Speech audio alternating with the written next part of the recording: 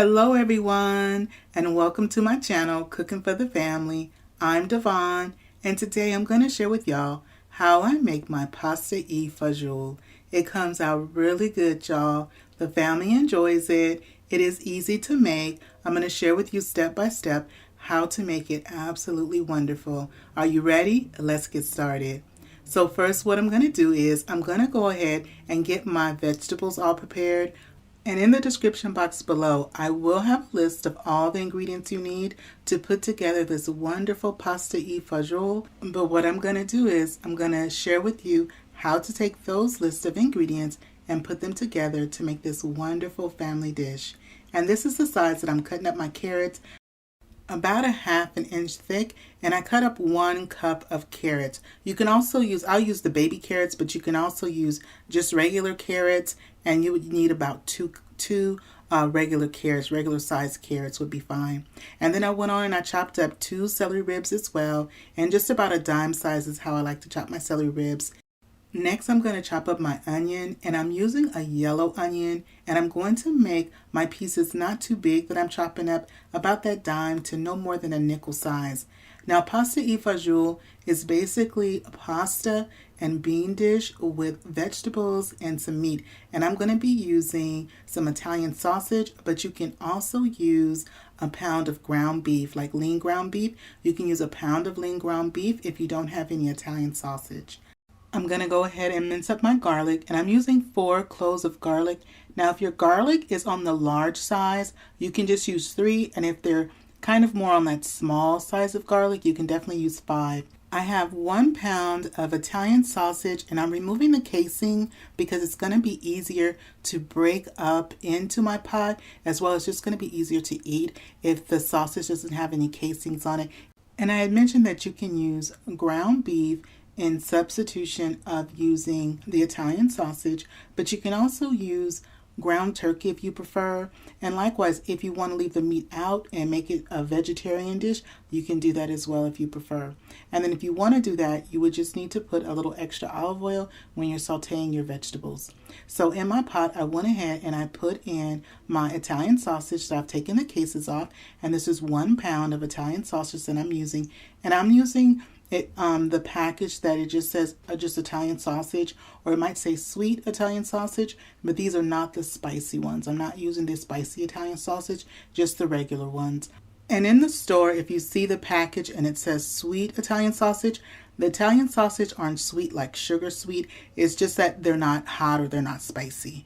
So once I've cooked my Italian sausage and they're not pink in the inside, I go on and I use my slotted spoon to go ahead and take the sausage out because I want to leave a little bit of those nice drippings in there. Now to that, I'm going to be adding 1 tablespoon of olive oil.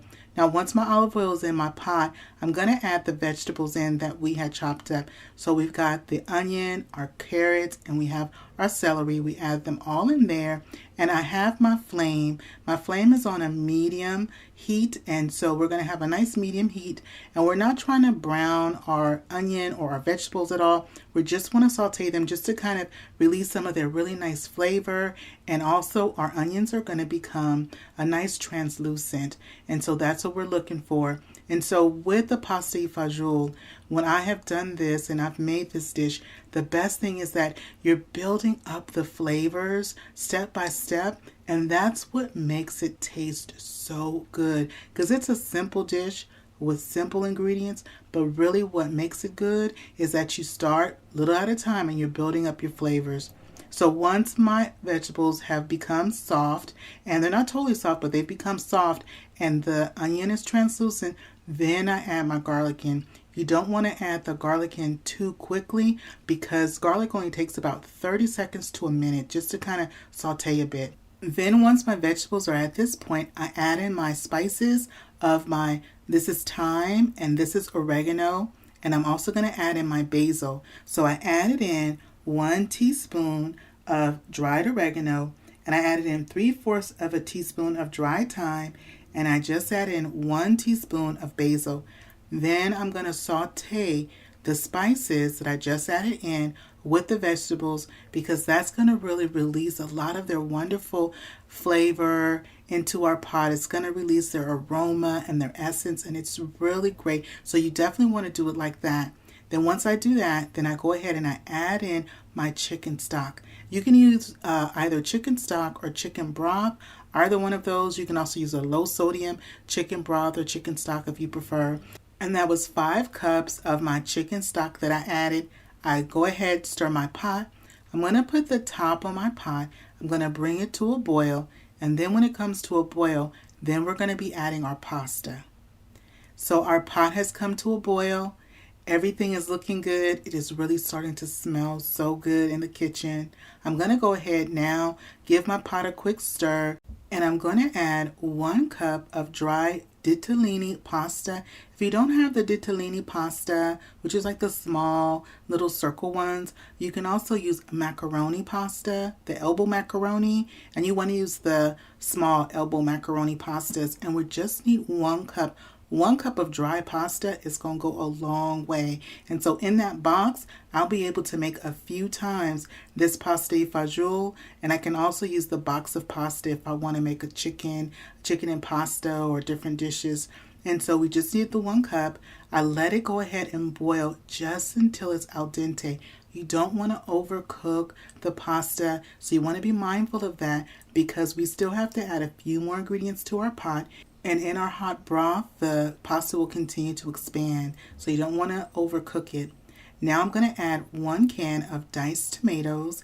And we're going to add the whole can of diced tomatoes. And then in addition to the diced tomatoes, I'm also going to be adding in some tomato sauce. And I'm going to be using 2 cans of tomato sauce. And these are the 8-ounce cans of tomato sauce that I'm using. Now, if you are new to my channel, welcome in. And if you're a returner, welcome back. And I want to thank you all for your likes, your shares, your subscribes on my channel, your good vibe comments. I truly appreciate it.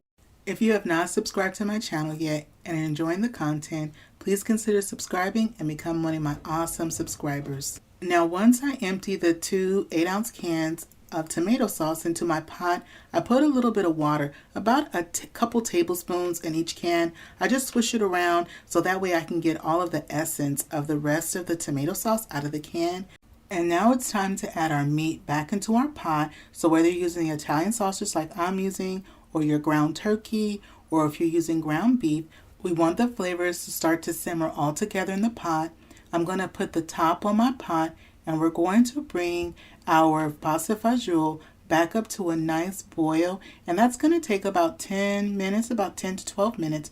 And then our last step is going to be to add our beans to our pot, and we're going to be using 2 different kind of beans for our pasta fagioli. So our pot is boiling. It is looking really good. I'm going to go ahead and stir my pot, and we're going to stir it, look and see how everything is come together so nicely.